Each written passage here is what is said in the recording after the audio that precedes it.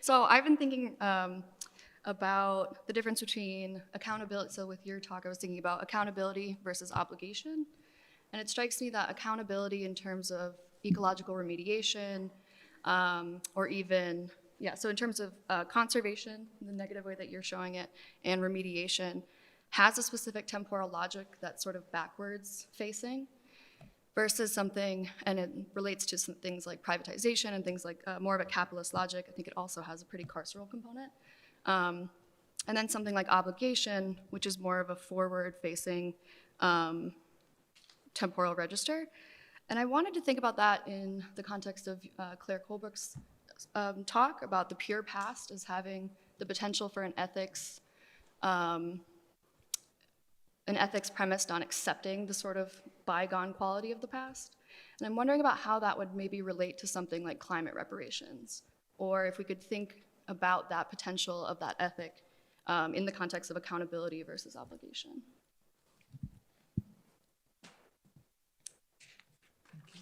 Marah, it's for both of us? Yeah, whoever wants to comment. Would you like to go first, or shall I? I mean, this is more your territory than mine. The only thing I would say about climate reparations is that they are currently unthinkable, right? So that's part of the problem, why they can't, within the political terrain that we have.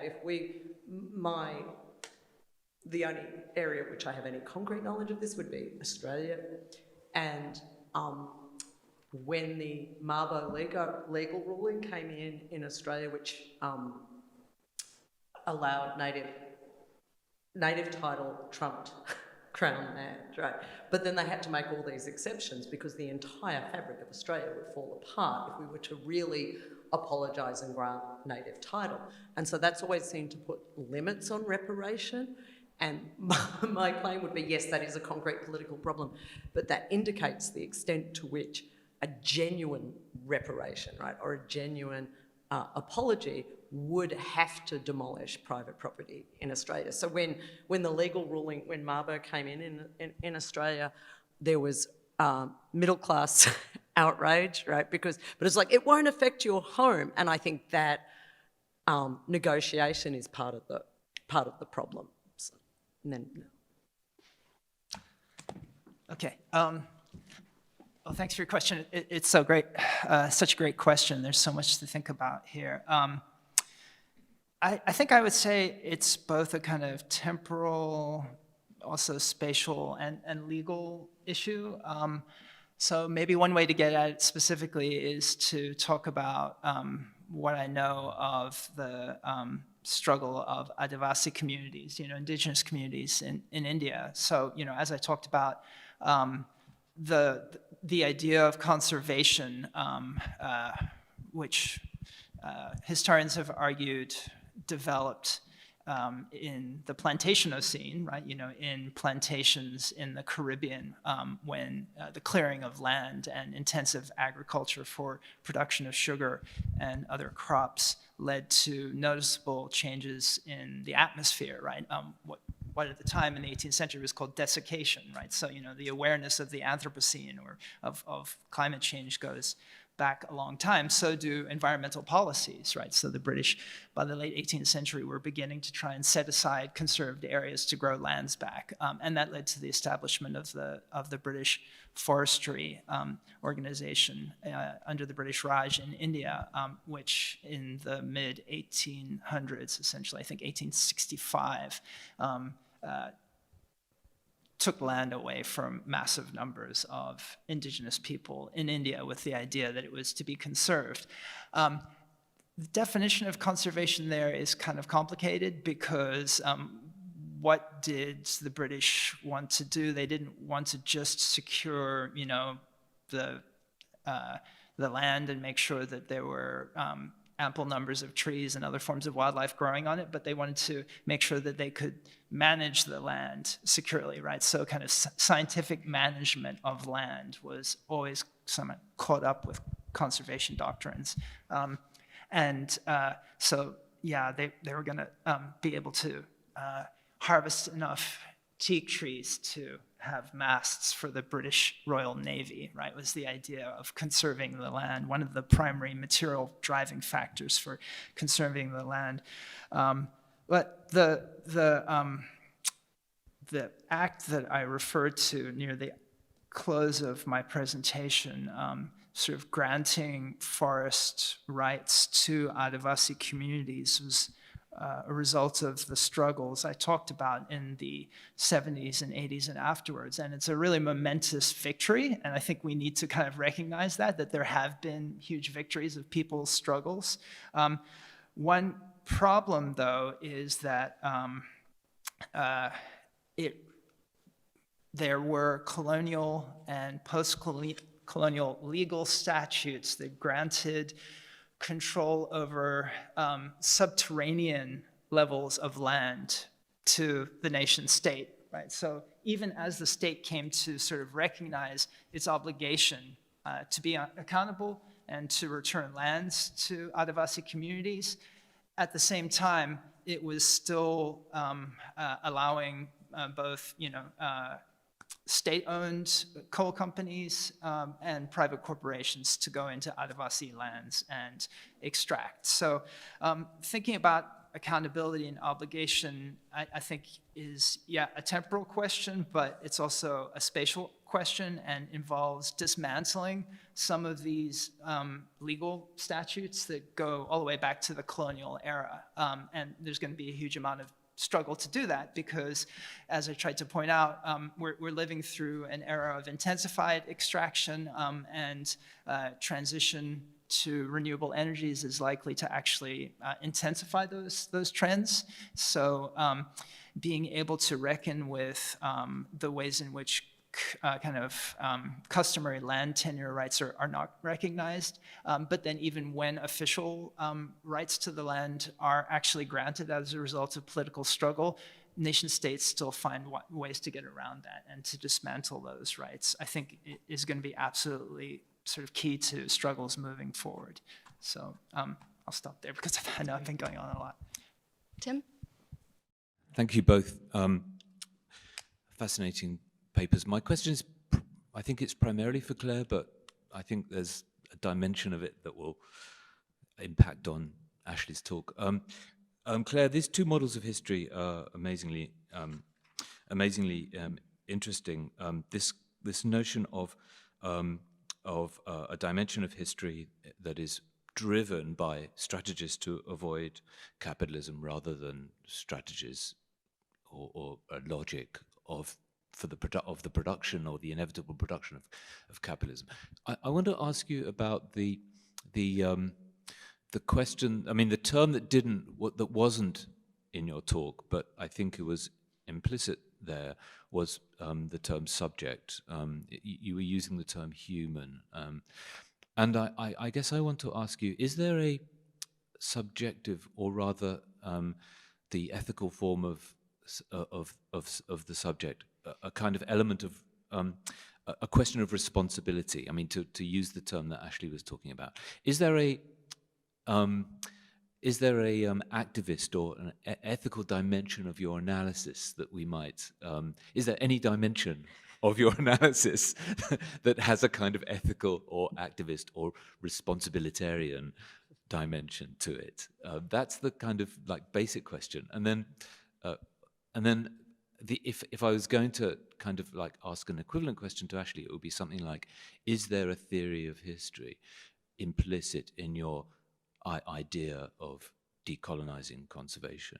I mean, this would be the sort of like the chiastic double-edged question, but I'm not sure if you would have an answer to that. Thanks. I'm really tempted just to say no, and then I'm like being the good Deleuzian, like, is there an activist responsibility? Like, no, just let's, but I won't do that, obviously. But there was, and what do you always do when you say, well, there was a bit in my talk that I just edited out, which answers that question, right? Why I didn't talk about the subject, but there was. So I said, oh, it's Kantian, right? So that you think you have this world and here's a thing and here's time and here's space. And then the good, you do critical theory and you realise, oh, that's actually because the subject produced it. But you can only recognise that theology and metaphysics and striving for the infinite were productions of your own self after someone's pointed out, actually what you think is absolute God, infinite freedom, are products of your own imagination. But you always tend to forget that, right? So there's this, you're responsible for it, yes, right? There is this responsibility, but built into that responsibility is a necessary capacity to forget. Okay, so that's the subject or, notion of it. What looks inevitable or looks causal is actually synthesized by yourself, but because it's already done, you forget its production. So there's something sort of Kantian, Nietzschean, Marxist there, right? History looks inevitable, but if we look at history enough, we will see actually we were the agents of that production, right? But I'm just mentioning proper names, but those proper names are ranges of temporal responsibility, right? So if you're Kant, right, you have to accept what looks inevitable it's as if you chose that, right? That's philosophical responsibility. And I could say, I think that way because I was brought up as a white Australian. No, the minute you undertake that account, you accept responsibility for that account. What happens when we make that production of subjectivity and responsibility not private, but collective? And I think it's practical so that we can hold Donald Trump to account and say that was a very destructive, evil individual, right? And if we could just get rid of that individual, right, well, that's true, but to really understand that individual agency, there needs to be a sense of the collective desires and productions that generate that one individual agent. And that's when you get to a broader conception of responsibility and collective agency that actually doesn't stop anywhere. So when we account for current forms of white supremacy and reactive politics in the US, we can keep going back, right? And the responsibility for the present expands, right? So is there an activist dimension to it? Yes, because it amounts to if only we could get rid of those people, let's just put it in microscopic terms. If we could just get rid of Donald Trump, everything would be okay. Or if we could just get rid of, what would getting rid of capitalism mean? It's not just getting rid of CEOs, and it's part of, getting rid of it is part of our own attachment. Now, the problem with that becomes then we're all responsible, neoliberalism shifting the burden of climate change and capitalism onto me, right? So now I've got to drive less, recycle more, when really the problem is global.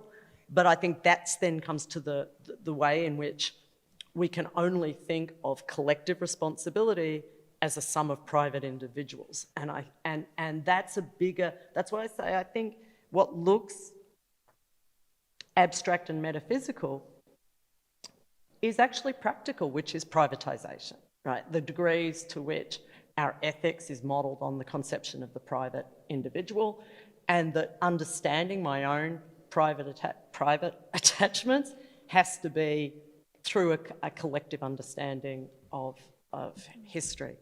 So.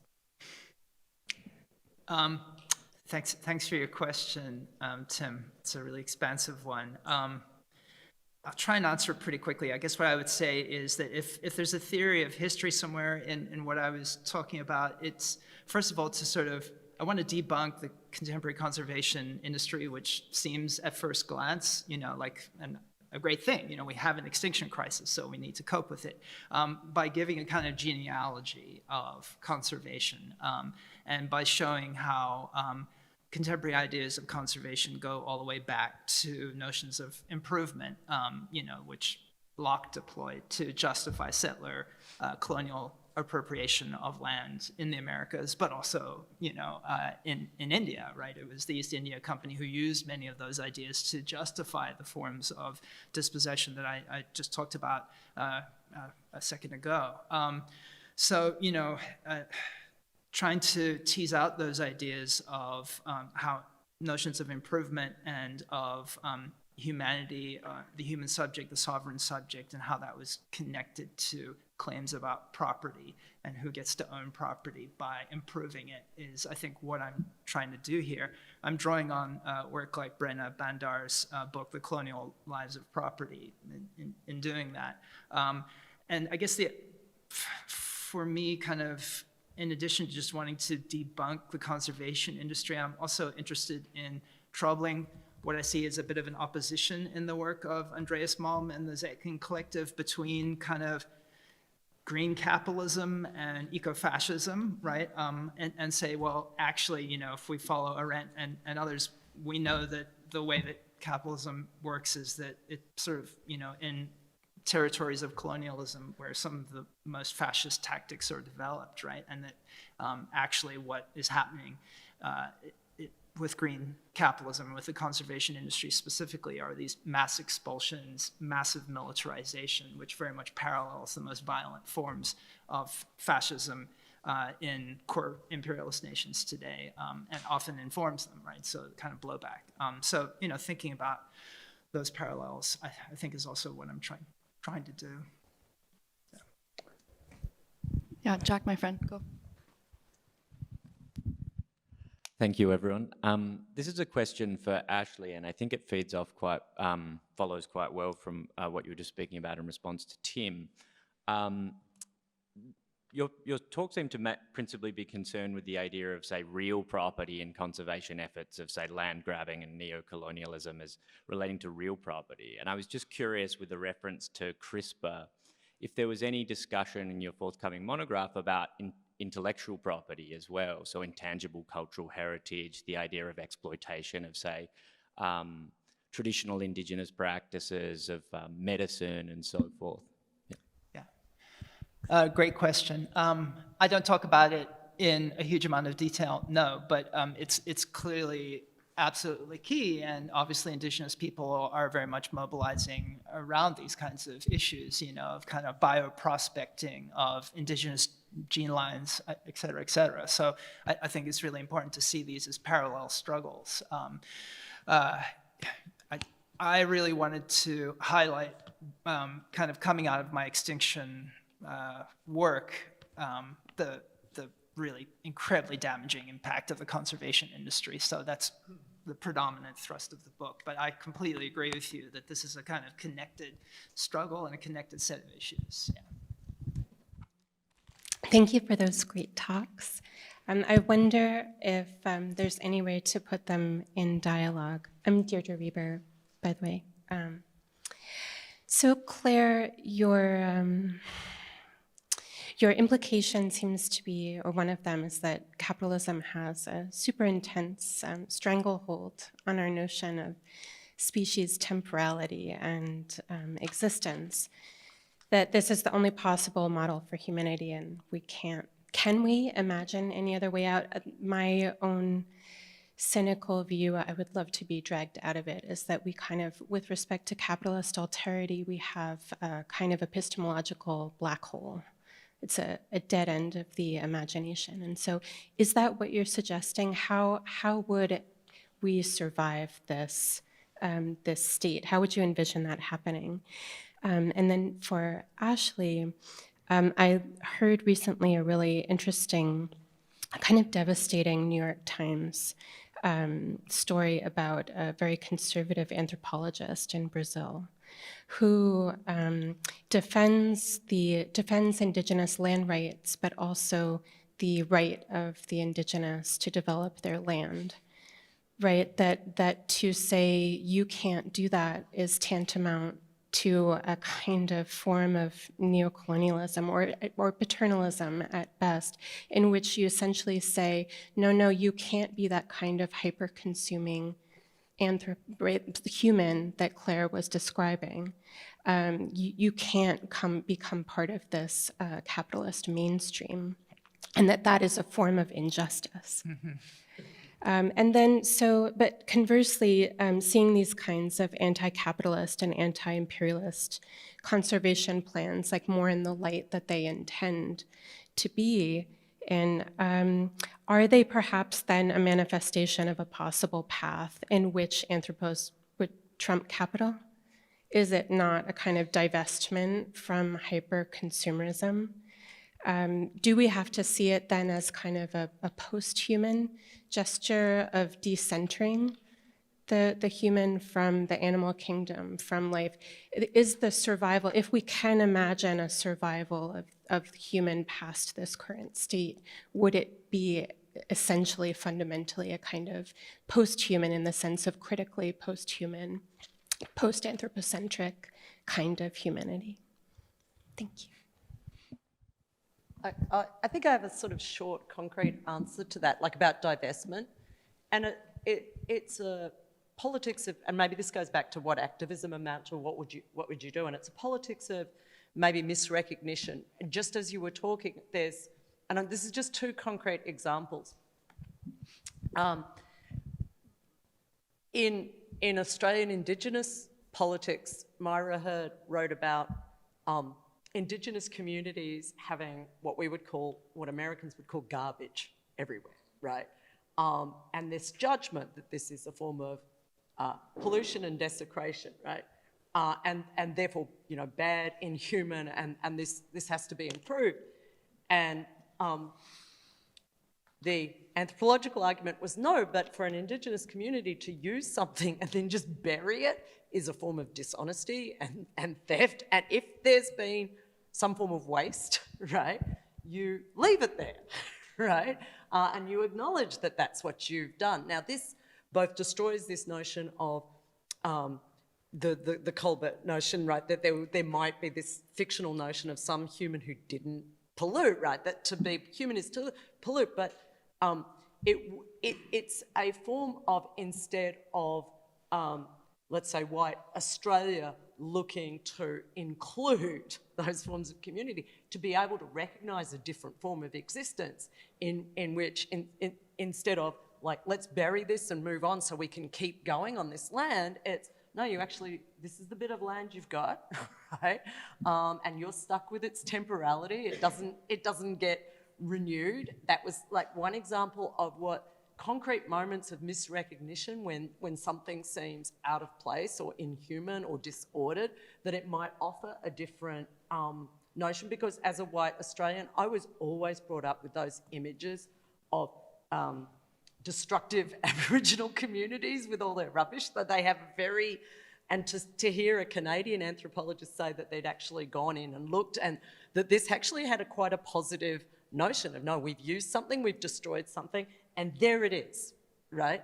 And then I also think, just because of the timing of this conference and pandemic politics, when there were protests after the murder of George Floyd, and there was the destruction of local communities, and of course the Fox News point is now, destroying your own community isn't helping you. No, actually this is a world I say no to, so that setting fire to your local CVS isn't a stupid, destructive act where you're just making things worse, but actually a positive notion of, actually, no, this is not a world I want to maintain, and that actually removing statues and burning down your so that I think quite concretely refusing property, right? It is an abstract notion, but you see concrete examples of it all the time. No, I'm not going to get in debt and go to university, right? There are these gestures of refusal that refuse a certain version of humanity, an acquisitive, self-transforming, self-improving humanity. Not everyone's saying yes to that. Okay. Yeah, thank you for your question. I think it really brings up such a huge issue today, which is kind of eco-nationalism, right? So there's the kind of fossil fascism, which is being deployed in core imperialist nations, right? I mean, we see Biden caving into it right now with the idea that, oh, we need to open, the strategic oil reserves more because otherwise, he's going to lose populist votes to Trump and the Republican Party with the kind of drill, baby, drill credo. But of course, there's a kind of global South version of that, and we see that among fascist rulers in the global South, in India and Brazil and other places. And it's precisely a version of the kind of eco-nationalism that you gestured towards. In the specific case that you're talking about, though, I would argue that it's deeply duplicitous because, how often do indigenous peoples who have customary rights over the land actually get to own the land, control the forms of development that are happening on their land, particularly when it's either state-based or transnational corporations coming in and extracting resources? Virtually never. I mean, not to say that these issues aren't important, right? And, obviously the kind of splits that have played out in Bolivia over the last decade testify to how there isn't any reified, unitary, nature-connected indigenous essential identity, right? Debates about national development can pit different indigenous groups against one another, as I think the history of Bolivia under Evo Morales and Mas really shows. But nonetheless, we have to see that in the vast majority of cases, indigenous and land-based movements are fighting off extractivism and seldom benefit from it, right? And in addition, as the interlocutors I'm involved with from the People's Manifesto for Conservation constantly emphasize, indigenous people only occupy 10% of the world's land, but they are stewards of 80% of the world's biodiversity, right? So, there's a long history there of actual forms of conservation rather than exploitation and improvement. So, yeah, I mean, those kinds of hard questions, I think, are going to be very much in play going forward, particularly with the kind of new waves of extractivism, which I think are going to play out, and the way that far-right movements are reacting to the climate crisis. So it's very important to mobilize against those kinds of arguments, I would say. So we are at time. Sorry we didn't get to all the questions, but thank you again to the speakers. This was great, and for all the excellent questions.